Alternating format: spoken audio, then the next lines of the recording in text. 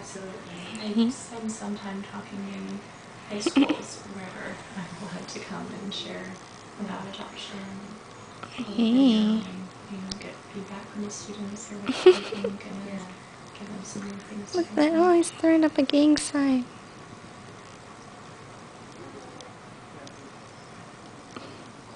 And, in fairness, the thing to his families that had gone through it, there could be good spokespeople for that type of thing, but it's hard, it's a hard thing.